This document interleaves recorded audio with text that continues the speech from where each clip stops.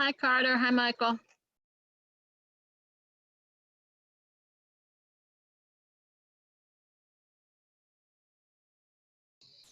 Hello. Is it just the two of us?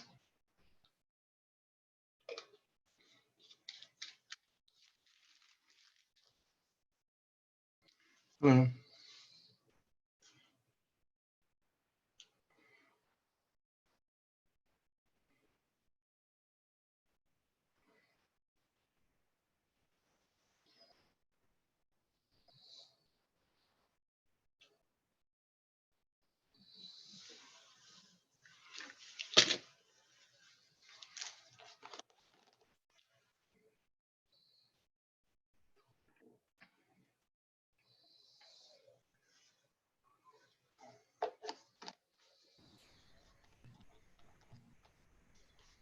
Hey, everyone. Hi, Amy, everybody. can you let me know when we have a quorum? Because we don't Sure. have time. I'm taking, well, it's only 9 people.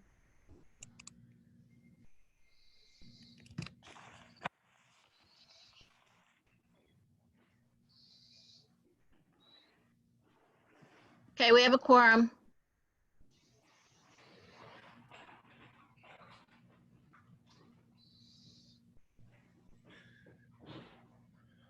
All right, and I guess I'm gonna wait for Valerie to jump on. I think that she's emailing Bob, who should be sending out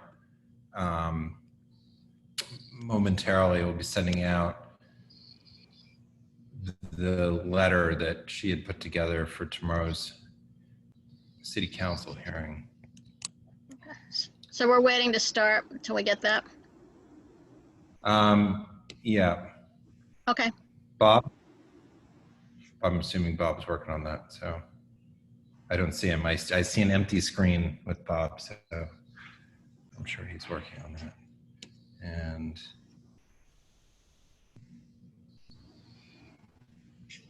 I'm sure Valerie will be jumping on in just a second.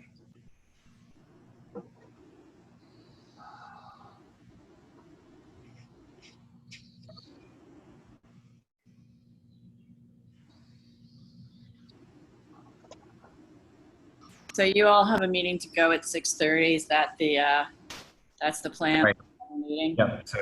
So I was just waiting for Valerie to jump on, because since she is the star of the show, so to speak, since she's chairing the committee, which is the main topic for tonight. Yeah, but I'm sorry, I think I was on mute. Yeah, I've told Shirley and Janine and Susanna, if we haven't come to a vote, I understand they should stay.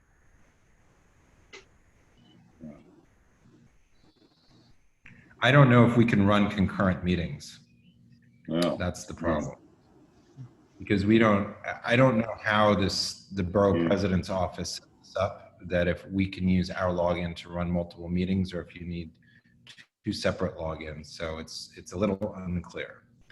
I think that we would just leave this meeting and then go to the Parks meeting, right? Yeah. Well, let's see. Maybe we'll get through it. Our account has to start it, Susanna. That's the problem. And if our account's already is in use for this meeting, we can't jump to the next. Let's see. I was just waiting for. But we have all these new meeting skills that we learned. I was just gonna say we have our trained. I mean, just. We can always park it. All right. So Valerie, I see, is joining us. To accommodate it, though. Okay. So the agenda for tonight's meeting, this is a unique executive committee meeting. The agenda is predominantly to deal and discuss with the letter that the reopening working group has drafted to send to City Council tomorrow. Bob should be emailing out. Just sent it. You just sent it? Okay. And there are a few other people who aren't on the exec who are also on here who I don't know, Bob, if you want to send it to them as well so they can take a look at it. So The city council hearing is tomorrow. We'd like to get this letter into them, even though we have a couple of days to get it in. We'd like to get it in advance of the hearing, just so the members of the committee have it as part of their package. And then we're going to send it directly to the chair of the committee, to the speaker and the mayor. We don't know if this legislation is necessarily going to be the legislation that governs how the outdoor dining is handled. It may be done by the mayor, may not be separately, but this is a general framework that we put together, and obviously conversations can continue. We've been encouraged to put together this very detailed approach because we deal with these issues on such a regular basis that we've got a lot of knowledge about it, and working just with the speaker's office, they really encourage us to lay out all the details, since it will help other boards and other areas and the electeds really start to think about this as far as implementation, just get this going, and where it should be open and where it should be narrow, et cetera. We had a very good, lively discussion. It was very well attended. And just before we jump into that, I do want to devote next week's executive committee meeting to really discussing all the current issues that have been happening. I think that people are still really reeling from all the different issues that are going on. I had briefly addressed this at the beginning of the reopening working group, and I mean, it's I think that I had said it then, that I think I can speak for all of us in saying that we're all outraged at the death of George Floyd. So the systemic racism that's built into the systems around us and our laws and policies. I mean, we've all seen the disproportionate impact on the Black and brown communities in New York City, COVID-19, as a result of some, a lot of those issues. I think I speak for all of us in saying we support the peaceful message of all protesters, the right of peaceful assembly and free speech during those protests. But we're very concerned about our residents and disorder that's been occurring in our own communities over the last week, 5 days. And last night was a dramatic change.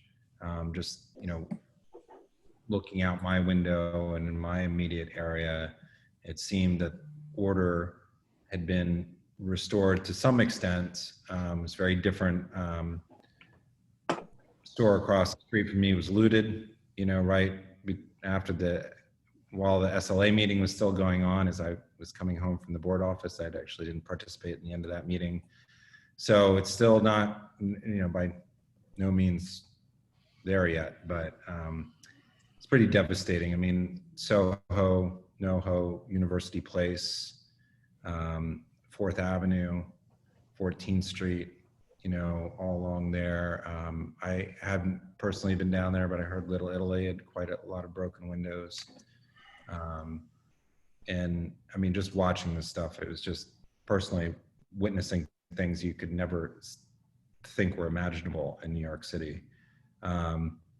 But with that said, I really want to figure out a framework. We can discuss that at our next executive meeting, when sort of people have had an opportunity to sort of regroup and sort of figure out where things are. People are literally still cleaning up now and still boarding up for many of the stores that are still concerned.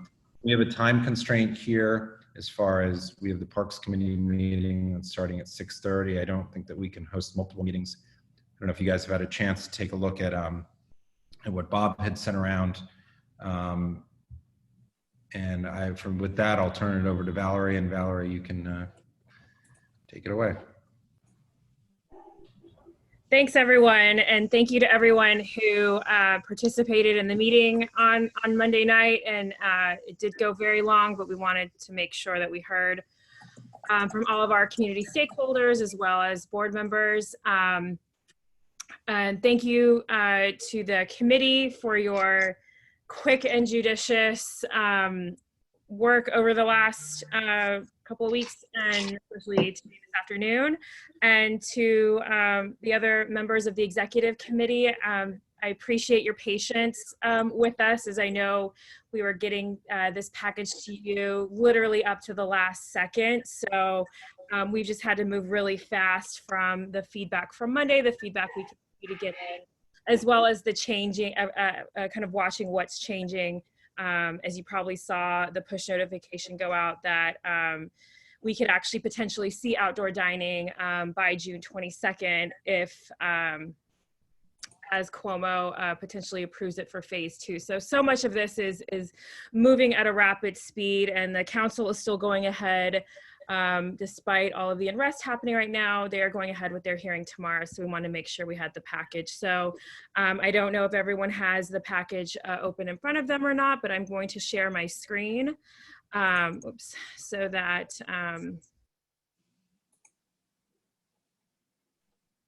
there, and I can walk us through it. Let me just pull it up 1 second. Sorry, done.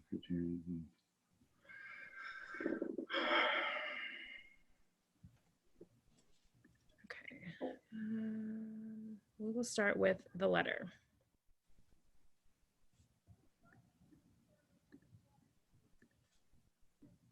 Hey, Carter, you gotta let me share my screen. You got to be a host, right? Co-host. Can we spotlight her? She has to be a co-host. There you are. No, not yet. Carter. Yeah, there you are. Yeah, now. Oh. You're muted.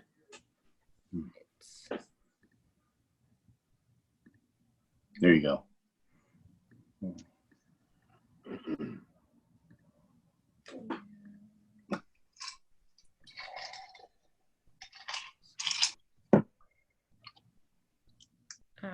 All right, so I don't know how to figure this out. So we've got the letter. We've really decided that, I know that I had mentioned that we were going to do a reso for this, but we have decided that this letter with the 2 pieces of addendum and then supported on the back end with our quick committee report is the best way to convey this information quickly. We will be following up, the committee will be following up with a full resolution that will be shared with you and reviewed and voted on at a later date. So I don't think I should read the letter out loud. You guys all have it in front of you, but I'll just kind of quickly go over that we are really trying to emphasize the fact that we do have the highest, a very significant concentration of eating and drinking establishments, as well as the highest density liquor licenses and the highest number of sidewalk cafes, and that we can really benefit from this program very quickly. And we make reference to the unique streetscape, and then we kind of go into those 4, if you were on the call on Monday, we go into the 4 types of outdoor dining opportunities. The 4 types of spaces, as you remember, will be the spaces immediately adjacent in proximity, which includes sidewalks, parking spaces, curb lanes, and then spaces in close proximity. So that larger roadbed, extension of a restaurant, as well as a change we made based on feedback was kind of separating out the larger street closures from the smaller street closures. You know, we heard the concerns of the eating and drinking establishment owners, and that they really need more than those three days, the Friday evening, Saturday, and Sunday, to really have this make any sort of financial impact. So we've tried to address that with the smaller street closures that would allow more significant revenue opportunity. Then we got the spaces more than a block away, and then spaces for shared outdoor seating. We emphasize in here, and I'm not sure what this line is right there, but we emphasize that we are not condoning the use of parks, plazas, pops, rooftops, or rear yards as part of this program. So we hit that pretty hard here. It is also found in the criteria. And